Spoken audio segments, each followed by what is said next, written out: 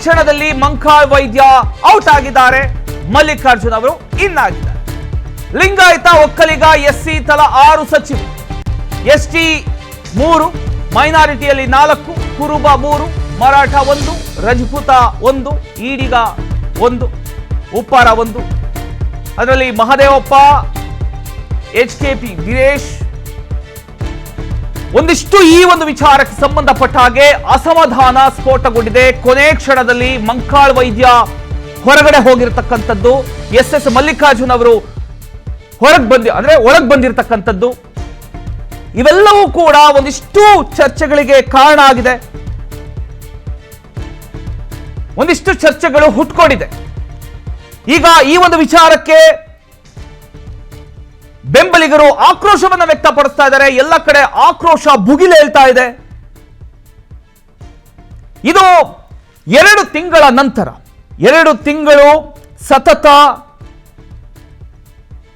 ಹಗ್ಗ ಜಗ್ಗಾಟ, ದೆಹಲಿ ಬೆಂಗಳೂರು ನಡುವೆ ನಡೆದಂತ ಒಂದು ಮ್ಯಾರಥಾನ್ ಸಭೆಗಳು, ನಾಯಕರುಗಳ ಪಟ್ಟಿ ಮೇಲೆ ಪಟ್ಟಿ ಇಟ್ಕೊಂಡು ಓಡಾಡಿರ್ತಕ್ಕಂಥದ್ದು, ಇವೆಲ್ಲದಕ್ಕೂ ಕೂಡ ಕೊನೆಗೆ ತೆರೆ ಬಿತ್ತು. ನಿಜ, ಮುಖ್ಯಮಂತ್ರಿ DK ಶಿವಕುಮಾರ್ ನೇತೃತ್ವದ ಸಚಿವ ಸಂಪುಟ ವಿಸ್ತರಣೆಗೆ ಕಾಂಗ್ರೆಸ್ ಹೈಕಮಾಂಡ್ ಅಂತಿಮ ಮುದ್ರೆಯನ್ನ ಒತ್ತಿದೆ. ನಿಜ, ನಿನ್ನೆ KC ವೇಣುಗೋಪಾಲ್ ಅವರು ಆ ಅಂತಿಮ ಪಟ್ಟಿಯನ್ನ ತೆಗೆದುಕೊಂಡು ಬರ್ತಾರೆ ಅಂತ ಹೇಳಿದ್ರು. ಅದಾದ ನಂತರ ಮತ್ತೆ ಕಾರಣಾಂತರಗಳಿಂದ ಅದು ಮುಂದಕ್ಕೆ ಹೋಯಿತು. ಇವತ್ತು ಬೆಳಿಗ್ಗೆ CM ಕಚೇರಿಗೆ ಹೈಕಮಾಂಡ್ ನಿಂದ ಒಂದು ಅಧಿಕೃತ ಪಟ್ಟಿ ರವಾನೆ ಆಗುತ್ತೆ. 20 ನೂತನ ಸಚಿವರ ಅಧಿಕೃತ ಪಟ್ಟಿಯನ್ನ ಬಿಡುಗಡೆ ಮಾಡಲಾಗಿದೆ. ಇವತ್ತು ಸಂಜೆ ನಡೀತಕ್ಕಂಥ ಒಂದು ಪ್ರಮಾಣ ವಚನದೊಂದಿಗೆ ರಾಜ್ಯದಲ್ಲಿ 34 ಸದಸ್ಯರ ಪೂರ್ಣ ಪ್ರಮಾಣದ ಸಚಿವ ಸಂಪುಟ ಅಸ್ತಿತ್ವಕ್ಕೆ ಬರುತ್ತೆ. ಕಳೆದ 2 ತಿಂಗಳಿನಿಂದ DK ಶಿವಕುಮಾರ್ ಅವರ ಒಂದು ಪಟ್ಟಿ, ಮಾಜಿ ಮುಖ್ಯಮಂತ್ರಿ ಸಿದ್ದರಾಮಯ್ಯನವರ ಒಂದು ಪಟ್ಟಿ, ಮಲ್ಲಿಕಾರ್ಜುನ ಖರ್ಗೆ ಅವರ ಒಂದು ಪಟ್ಟಿ, ಇಷ್ಟೆಲ್ಲ ನಾನು ಕೇಳ್ತಾ ಇರತಕ್ಕಂಥದ್ದು ಏನು ಅಂದ್ರೆ, 2 ತಿಂಗಳಿಂದ ಇಷ್ಟೆಲ್ಲ ಸರ್ಕಸ್ ಆದ ಬಳಿಕ ಈಗ ಬಿಡುಗಡೆ ಮಾಡಿರ್ತಕ್ಕಂಥ ಒಂದು ಅಂತಿಮ ಪಟ್ಟಿ ಏನಿದೆ, ಇದು ಸರಿಯಾದ ರೀತಿಯಲ್ಲಿ ಇದೆಯಾ ಅನ್ನುವಂಥ ಪ್ರಶ್ನೆಗಳು, ಚರ್ಚೆಗಳು ಈಗ ಹುಟ್ಕೊಂಡಿದೆ. ಹೊಸ ಮುಖಗಳಿಗೆ ಅವಕಾಶ ಕೊಡ್ತೀವಿ ಅಂತ ಹೇಳಿದ್ರು. ಅದನ್ನ ಕೂಡ ನಾವು ಸುದ್ದಿ ಮಾಡಿದ್ವಿ. PNS ವಿಸ್ತಾರ ನ್ಯೂಸಲ್ಲಿ ಸುದ್ದಿ ಆಗಿತ್ತು. ಎಲ್ಲ ಕಡೆ ಅದು ವೈರಲ್ ಕೂಡ ಆಗಿತ್ತು.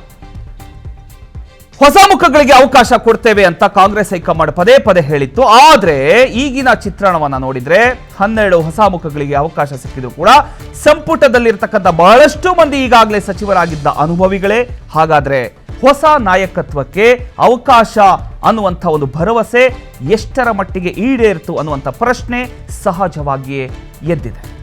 ಇನ್ನು ಕುತೂಹಲಕಾರಿ ಸಂಗತಿ ಅಂದ್ರೆ, DK ಶಿವಕುಮಾರ್ ಅವರ ಪಟ್ಟಿ ಹಾಗೂ ಸಿದ್ದರಾಮಯ್ಯರವರ ಪಟ್ಟಿಗಿಂತ ವರಿಷ್ಠರ ಪಟ್ಟಿಗೆ ಕೊನೆಗೂ ಹೆಚ್ಚು ಮನ್ನಣೆ ಸಿಕ್ತಾ ಅನ್ನುವಂಥ ಚರ್ಚೆ ರಾಜಕೀಯ ವಲಯದಲ್ಲಿ ಈಗ ಜೋರಾಗಿದೆ.